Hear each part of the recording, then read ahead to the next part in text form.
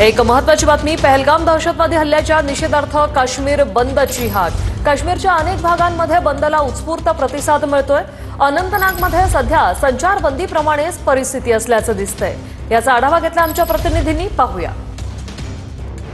पहलगाममधल्या हल्ल्यानंतर जम्मू काश्मीरमध्ये बंद पुकारण्यात आलेला आहे। सत्तेतल्या पक्षांनी आणि विरोधातल्या पक्षांनी देखील हा बंद पुकारलेला आहे आणि ह्याला सध्या तरी उत्स्फूर्त असा प्रतिसाद मिळतोय असं म्हणायला लागेल। कारण मी सध्या आहे अनंतनाग या शहरामध्ये, जिल्हा आहे खरं तर हा जम्मू काश्मीरमधला, आणि सगळी दुकानं या बाजारपेठेतली बंद आहेत आणि मोठा सशस्त्र जो पोलीस बंदोबस्त आहे तो संपूर्ण या बाजारपेठेमध्ये आपल्याला पाहायला मिळतोय। समोर या चौकात आपण पाहतोय दिल्ली म्हणजे माफ करा जम्मू काश्मीर पोलीस तर आहेतच, मात्र त्यांच्यासोबतच CRPFचे जवान जे आहेत किंवा भारतीय लष्कराचे जे जवान आहेत त्यांना देखील तैनात करण्यात आलेलं आहे। सगळी दुकानं पूर्णपणे बंद दिसतात, एकही शटर आपल्याला खरं तर या ठिकाणी उघडं दिसत नाही। आत्ताही आपण पाहतोय काही स्थानिक हे रस्त्यांवर येताना दिसत आहेत, मात्र जशा पद्धतीनं संचारबंदी लावलेली असते तशा पद्धतीचं हे चित्र संपूर्ण या अनंतनाग शहरामध्ये सध्या तरी पाहायला मिळते।